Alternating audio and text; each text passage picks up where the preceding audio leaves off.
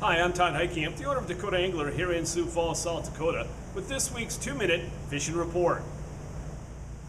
Well, folks, this past weekend was not exactly ideal for fishing. It was relatively cool and it continued the trend of last week, and a lot of wind around the area, especially on Sunday and Monday, and that caused a little bit of havoc. And then also up in the Northeast, if the weather wasn't bad enough, you also had a mayfly hatch, and it seems like that's kind of on a downward trend right now, but that definitely affected the bite, especially up in the northeastern part of the state of South Dakota. As far as the walleye bite is concerned, up in the northeast, lakes that produce walleyes included Wabae, and that seemed to have the best bite lately, that and also North Rush. And then other lakes that produce walleyes included Bitter, Enemy Swim, Indian Springs, Reed, Dry Lake by Clark, and then also Big Stone. Down the southeastern part of the state, the lakes included Poncet, Sinai, Albert, Thompson, 81 Ponds, Cochran, Brant, Twin, which is, again, a reminder, it is the trophy lake, 1 over 28 inches, that's all you can keep. And then also Island, as well as Madison and Campbell. And, what have guys been doing? A lot of guys are still using jigs and minnows. A lot of guys are using jigs and plastics, including the walleye assassins that you see behind me. And folks, we have the largest selection of walleye assassin plastics anywhere here in the upper Midwest or the tri-state area. Stop on by or check us out on the web for the great selection of walleye assassins. Also on the Missouri River, guys are doing quite well up at Chamberlain as well as Platte and the Pigsdown area. A lot of nice quality fish being caught down there, and guys are now starting to switch over to pulling plugs in some areas. But again, the bite seems to be doing quite well, but it definitely has been affected by the weather and the cooler water temperatures. The crappie bite, that continues in some areas, but again, the water temperatures have definitely affected that bite. The lakes that produced the crappies the past week included Pickerel, Poncet, Thompson, Beaver, as well as Sinai, Brant, and Madison. And what have guys been using to catch those crappies? A lot of live bait, small minnows, pieces of crawlers seem to be working well. Otherwise, the Shiny Hiney, the Kalen's crappie scrub, as well as the Berkeley power bait tubes have all worked quite well to catch the crappie the past week.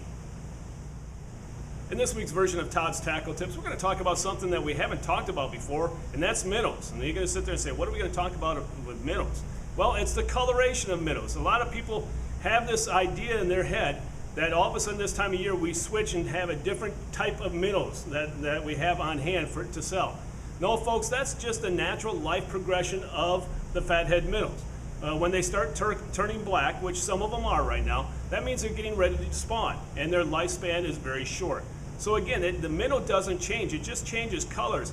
But for some reason, there's a mental block out there that the walleye don't like those black minnows. Well, guess what? Those black minnows are resident in the same lakes that those walleyes are, and they feed on them whether or not they're black, shiny, or anything like that. It's a meal is a meal.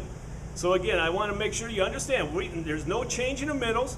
They're still fathead minnows, but it's a natural progression of going from a very small minnow to a large minnow and into that spawning period where they will turn black, or even they can turn color, turn black in darker water as well. So again, just to keep that in mind as we go ahead over the next couple of weeks. And now it's time to take a look at a few photos that you sent in to me this past week.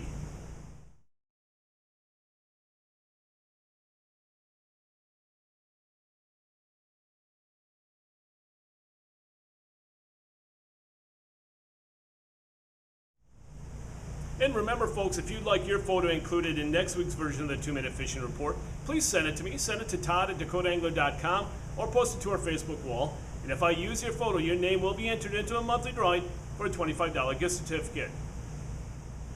And folks, before we end this week's report, I want to remind you that obviously we are very far from the end of the COVID-19 crisis, and we continue to offer the special services here at Dakota Angler, meaning that we have free hand sanitizer for people to use when they're here shopping. Also, we'll continue to offer curbside service, that if you'd like us to deliver tackle or bait to your car, we'll be more than happy to do so. All you have to do is give us a call ahead of time or order it online, and so that we know that you're coming. But you can give us a call at 605-336-9132, and we'll do whatever it takes to meet your needs.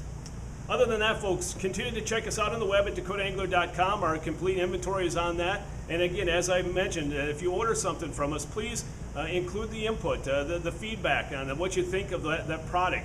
That definitely helps future shoppers as we look forward in the months ahead of open water season.